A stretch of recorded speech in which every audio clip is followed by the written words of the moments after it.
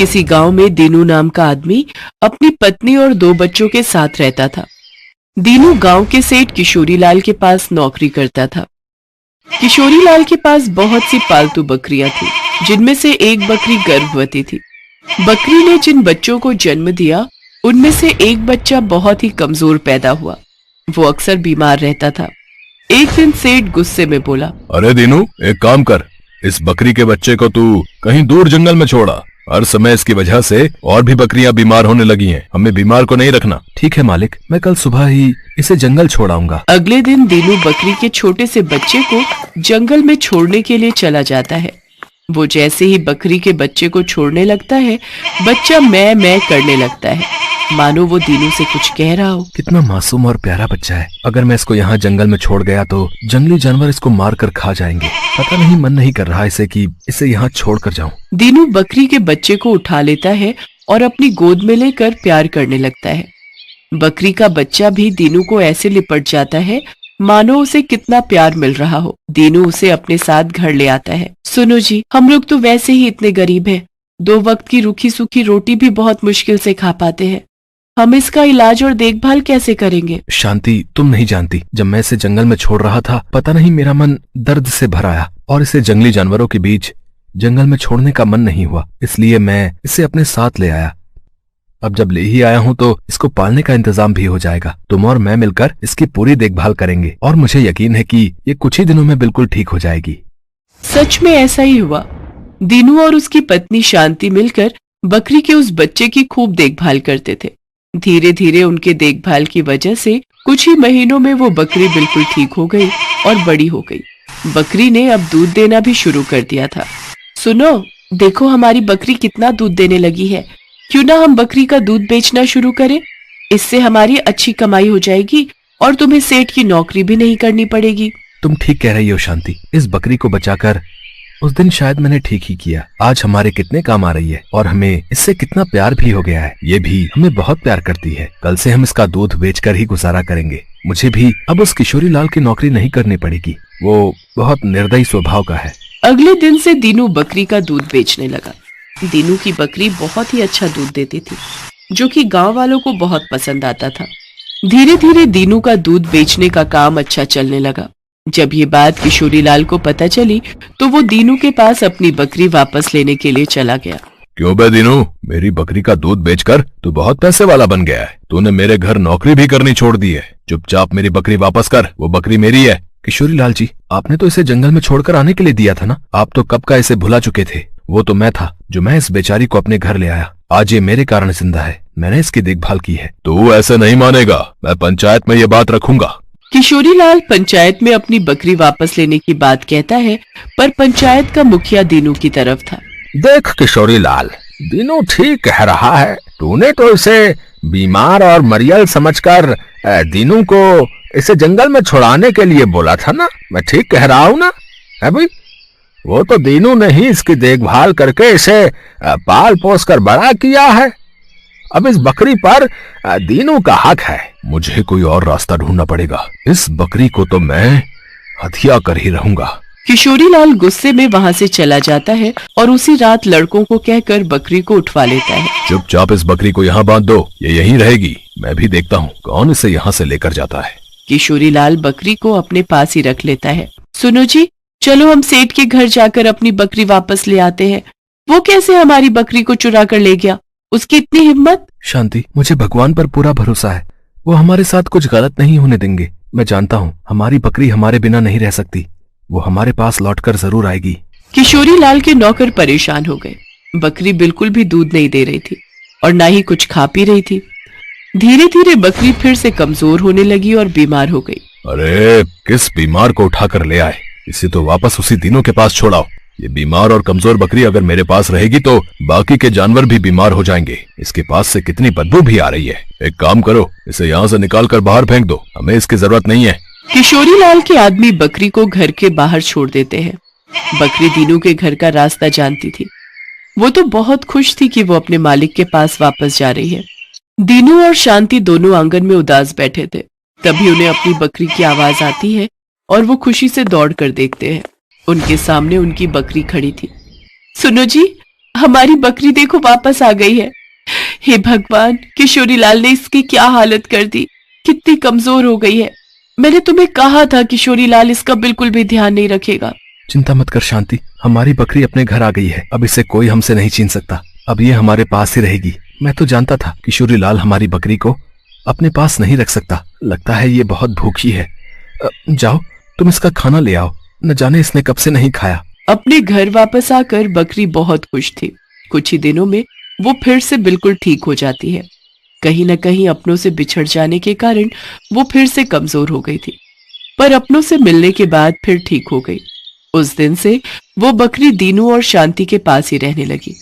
अपनी बकरी को पाकर दीनू और शांति बहुत खुश थे। सेठ किशोरी लाल भी समझ गया था कि वो बकरी उसके पास नहीं रह सकती, वो सिर्फ दीनू और शांति के पास ही खुश रहेगी।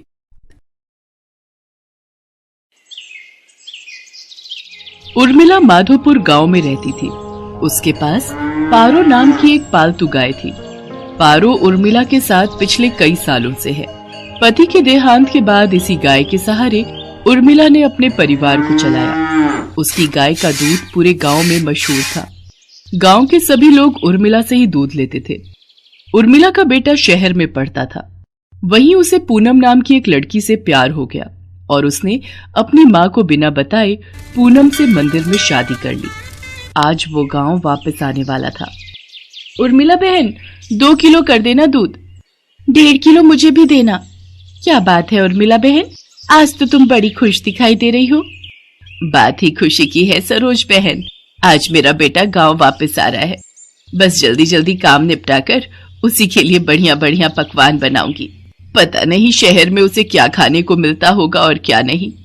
अच्छा तो ये बात है, चलो बहुत बढ़िया हुआ।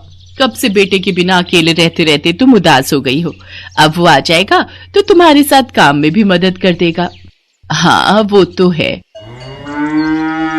अरे आ रही हूँ पारो, तू क्यों आवाज लगा रही है? मैं जानती हूँ तू भी सूरज का नाम सुनकर बहुत खुश हो रही है। रुक, मैं अभी तुझे चारा डालती हूँ, फिर तो सूरज ही तुझे खिलाएगा। उर्मिला की गाय पारो अपनी आवाज में उससे बातें कर रही थी, मानो वो भी सूरज के आने की खुशी मना रही हो। शाम के समय सूरज आ जाता है, पर अपने बेटे के साथ बहू को देखकर उर्मिला को बहुत बुरा लगता है। माँ तुम नाराज मत हो, सब कुछ बहुत जल्दबाजी में हुआ। पूनम के पिताजी की तबीयत ठीक नहीं थी और वो चाहते थे कि हम ये शादी जल्दी से जल्दी कर लें, इसलिए मैं आपको बता ही नहीं पाया। पर अब मैं आपके साथ ही रहूंगा, आप चिंता मत करो। और माँ पूनम बहुत अच्छे स्वभाव की पढ़ी लिखी लड़की है, आप एक दूसरे को आसानी से समझ जाओगे। ठीक है, देखती हूँ वो मुझे कितना समझती है। गांव के रहन सहन और शहर के रहन सहन में बहुत फर्क है बेटा। उर्मिला की तरह पूनम घर के कामकाज नहीं कर पाती थी। उसे तो घर का कोई भी काम करना नहीं आता था। सूरज, तुमने मुझे कहाँ लाकर पटक दिया है? मुझसे ये घर के काम नहीं होते। हमें शहर वापस चलना चाहिए। उस गाय का गोबर साफ करो, उसे चारा डालो, उसे नहलाओ, घर की लीपा पोती करो। ये सब करके तो बदबू के मारे मेरा बुरा हाल हो रहा है। ऊपर से तुम्हारी माँ को माजी माजी का नाटक करते हुए लहसुन प्याज ही काटती रह जाऊंगी। कैसी बातें कर रही हो पूनम? यहाँ पर सारा कामकाज बना हुआ है। मैं तो यहाँ पर बढ़िया सी डेयरी खोलने की सोच रहा हूँ। दूध, घी, पनीर, दही और कुछ खास मिठाइयों की बहुत ही बढ़िया डेयरी खुल जाएगी। हमारी अच्छी खासी कमाई हो जाएगी। शहर में घर का किराया, खर्चा पानी कितना ज्यादा है।